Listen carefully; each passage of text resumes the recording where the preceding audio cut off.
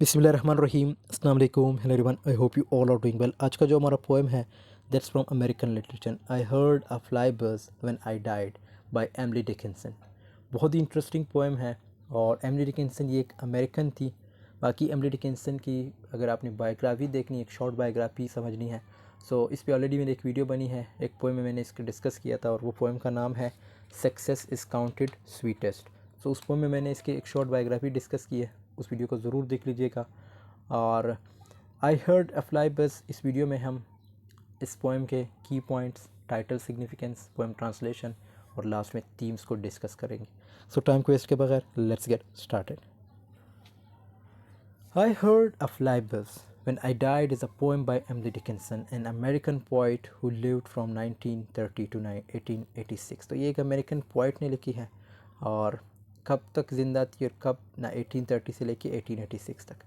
Date of composition, the exact date of composition is not known. इसका जो exact date है वो mention नहीं है, but it is believe to have written between in the 1860। लेकिन ये कहा जाता है कि ये 1860 में जो है लिखा गया है। The poem explores the theme of death. इस पोएम में आपको डेथ की थीम देखने को मिलेगी, that comes with the uncertainty that comes with it. Structure की बात करें तो इसके 4 स्टेंजाज हैं और 4 लाइन्स है हर स्टेंजा में। इसकी जो राइमिंग स्कीम है वो ABCB है। Symbolism, the fly in the poem is a symbol of death. यहाँ पे जो फ्लाई है, फ्लाई मीन्स जो मक्खी है, वो किस चीज़ की सिंबल है? डेथ की। And the final moments of life, और यही ज़िंदगी के आखिरी लम्हात होते हैं।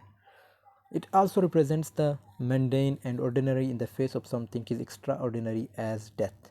तो ये पोएम बहुत ही इंटरेस्टिंग पोएम है और इसके स्पेशली जो लास्ट लाइन है, जब हम इसको डिस्कस करेंगे तो इन सब चीज़ों को आपकी समझ आएगी। और इसके साथ साथ अगर इसके टोन की बात करें तो the tone of the poem is calm and resigned, suggesting that the narrator has come to terms with their impending death. इस पोएम का जो टोन है वो बदलता है, वो चेंज होता रहता है।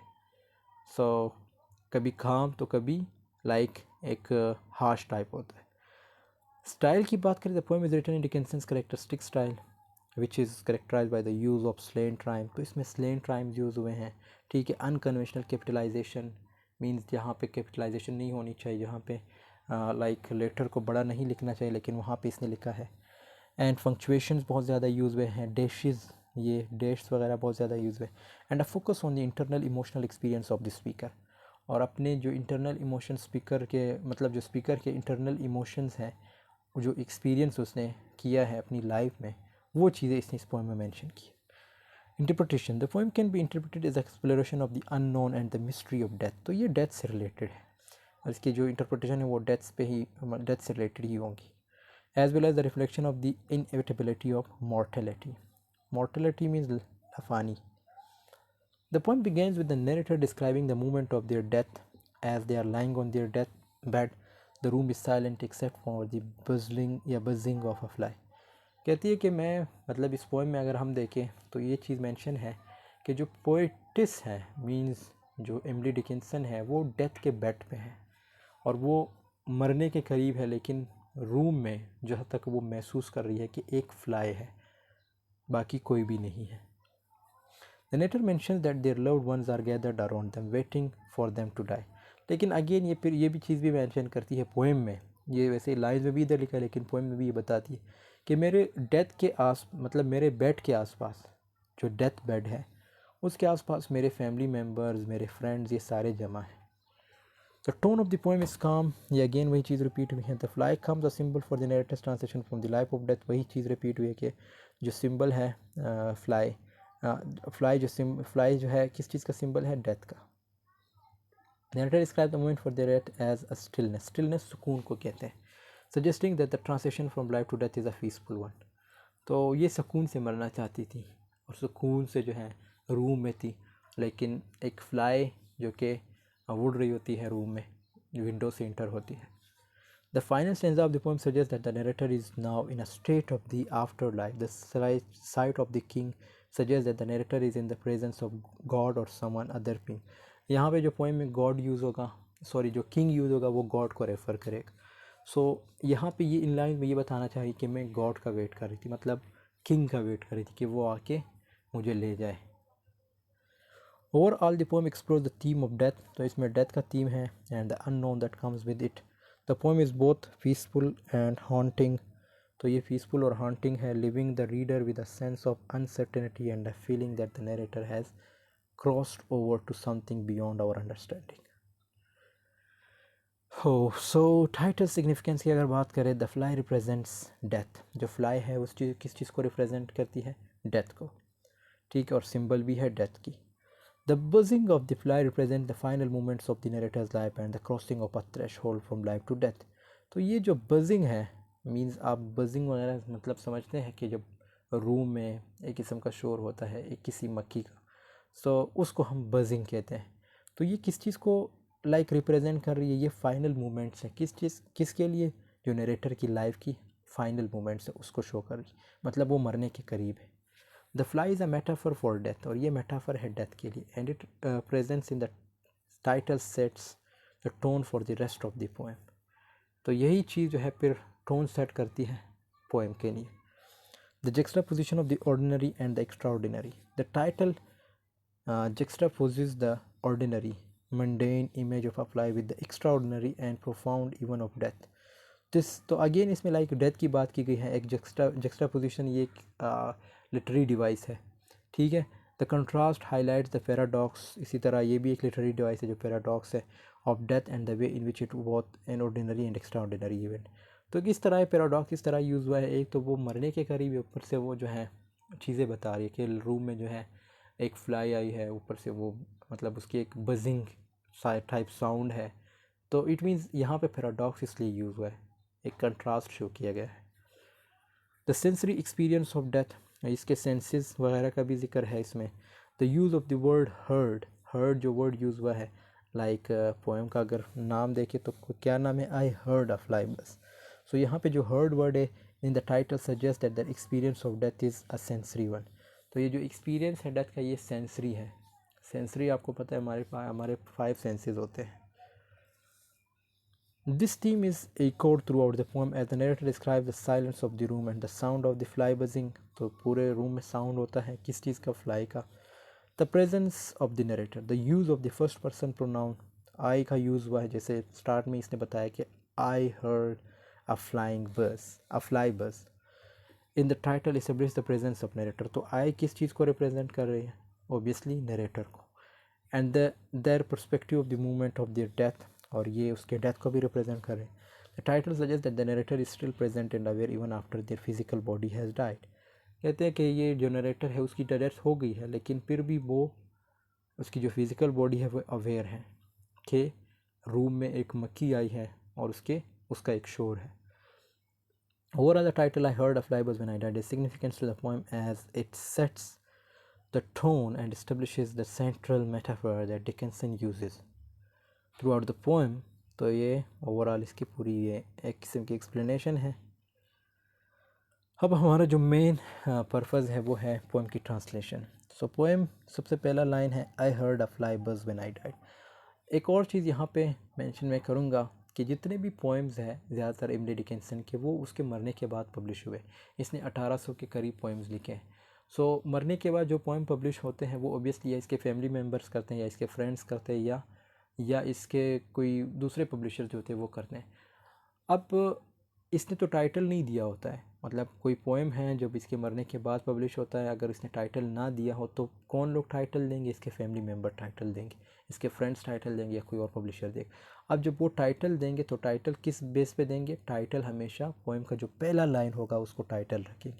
जैसे इस पोएम का पहला लाइन क्या है, आई heard a fly buzz when I died, ये इसका पूरा टाइटल है।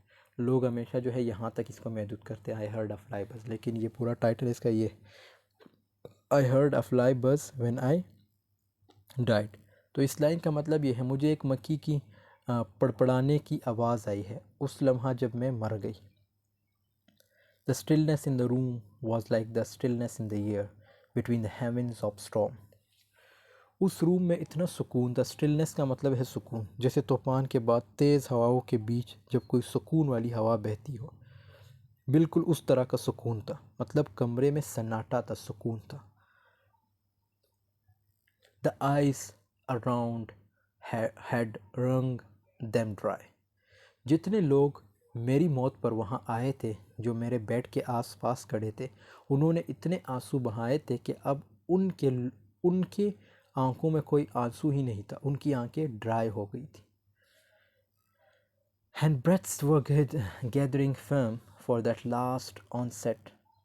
इसका मतलब ये है कि और सभी लोग जो है वो अपनी सांसों को थाम कर मेरी आखिरी पल का इंतज़ार कर रहे थे कि कैसे मेरी मौत होगी, मैं कब मरूंगी। When the king be witnessed in the room, और कब उस कमरे में वो किंग से मुराद यहाँ गॉड, तो मतलब ये हुआ कि कब वो किंग आएंगे इस कमरे में और मुझे अपने साथ ले जाएंगे।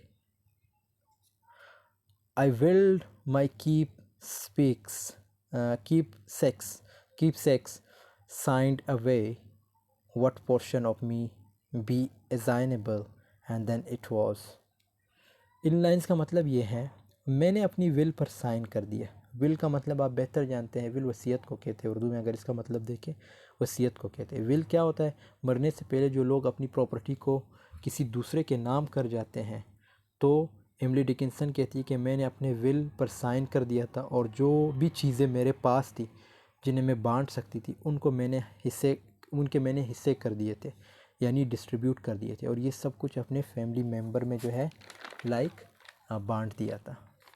और ये जो लास्ट लाइन है कि assignable and then it was, और सभी वहाँ अचानक से एक मक्खी आ गई।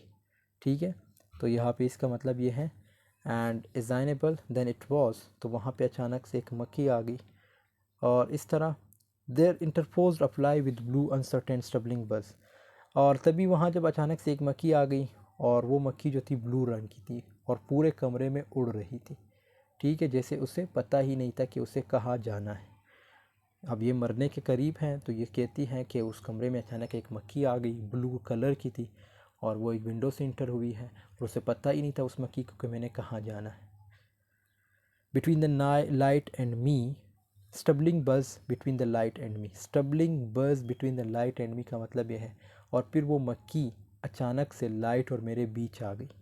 ठीक है, and then the windows failed and then I could not see to see, और फिर उन विंडोज़ से आने वाली रोशनी कम हो गई थी, फीकी पड़ी गई या पड़ती गई, और मुझे सब कुछ दिखाई देना बंद हो गया था, मतलब मेरी मौत हो गई। तो यहाँ पे जो एमिली डिकिंसन थी उसकी डेथ हो गई थी। अब लाइक आई सेड, ये जो पोएम में मक्खी जो फ्लाई है, ये जो मक्खी है, ये सिंबल है, हमने की पॉइंट्स में भी डिस्कस किया था डेथ की। तो ये डेथ की सिंबल है, और यही मक्खी इनके सेंसेस पर काबू पा लेती है, और इस तरह उसकी डेथ हो जाती है, मतलब एमिली डिकिंसन की डेथ हो जाती है। थीम्स की बात करें तो सबसे पहला थीम है हमारे पास the uncertainty of death. The poem explores the uncertainty and mystery surrounding our death. The narrator is always aware of their impending death but they don't know what comes after it. तो narrator को पता है कि मैंने मरना है, लेकिन उसे ये नहीं पता कि मेरे मरने के बाद क्या होगा। This uncertainty is represented by the buzzing of the fly. तो ये किस चीज़ की जो अनसर्टेनिटी है, जो बेचैनी है, ये उस चीज़ जब वो वहाँ पे एक फ्लाई मीन्स जब बजिंग कर रही होती है तो वो आ जाती है, विच suggest that that is not a clear cut और ईजली अंडरस्टूड इवेंट। तो इसका मतलब ये है कि डेथ कोई आसान चीज़ नहीं है, इसको समझना कोई आसान काम नहीं है, और डेथ के बाद भी बहुत कुछ होने वाला है। तो ये उस चीज़ को सिम्बलाइज़ कर रही है, उस चीज़ को भी रिप्रेजेंट कर रही है। The inevitability of mortality. The poem also reflects of the inevitability of the death. The narrator knows that death is coming and there is nothing they can do to stop. तो inevitability का मतलब है नागज़ीर, उर्दू में अगर इसका मतलब देखें नागज़ीर। तो इसमें ये है कि नरेटर को ये पता है कि अब मेरी मौत होने वाली है, और दुनिया की कोई भी चीज़ जो है उसे स्टॉप नहीं कर सकती, इवन जो मक्खी है वो भी नहीं, क्योंकि मक्खी जब आती है तो वो भी जब इसको लाइक इसके जो टेंशन है वो उस तरफ चली जाती, लेकिन उसके बावजूद एक वक्त आता है कि वो मक्खी भी जो है, मतलब मक्खी जो है लाइट और इसके बीच में आ जाती है। तो इससे क्या हुआ, जो थोड़ी बहुत रोशनी आ रही थी विंडो से वो भी ख़त्म हो गई, वो फीकी पड़ गई। The theme is reinforced by the calm and resigned to the tone of the poem. The modernity of death. The presence of the fly in the poem represents the modernity of death, despite the fact that death is an extraordinary and profound event. तो death जो है ये कहते हैं कि एक extra ordinary, एक profound event है, एक वाक़या है. It is accompanied by the ordinary and the mundane. The theme suggests that death is a part of the natural world of things and there is a process that is both ordinary and extraordinary in the same time. कि death जो है ये एक natural process है और सब ने मतलब इस प्रोसेस से गुज़रना है, और ये एक एक्स्ट्रा ऑर्डिनरी जो है लाइक और एक प्रोफाउंड इवेंट होता है death. The after life. The final stanza of the poem suggests that the narrator is a state of afterlife as they see the king. King से मुराद है God. ठीक है, हमने पोएम में डिस्कस किया था कि king से क्या मुराद है God. The theme reflects the belief in an afterlife and the possibility of a divine presence in the afterlife. तो मतलब ये इनका ये बिलीव भी है कि बाद में भी ज़िंदगी होगी, और ऑब्वियसली ये क्रिश्चियन थी, सो इसकी ये बिलीव थी कि लाइफ आफ्टर लाइफ जो है एक और ज़िंदगी होगी. सो हमारी बिल्कुल डेथ होती नहीं, बल्कि हमारी ज़िंदगी चलती रहती है.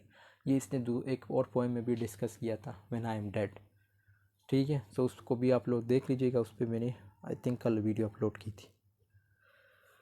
सो दोस्तों यहाँ पे हमारी वीडियो की एंडिंग होती है. आई होप आपको ये वीडियो पसंद आई होगी. वीडियो पसंद आई है तो ज़रूर लाइक कमेंट शेयर कीजिएगा. मिलते हैं नेक्स्ट वीडियो में, तब तक के लिए अल्लाह हाफिज़. Take care of yourself.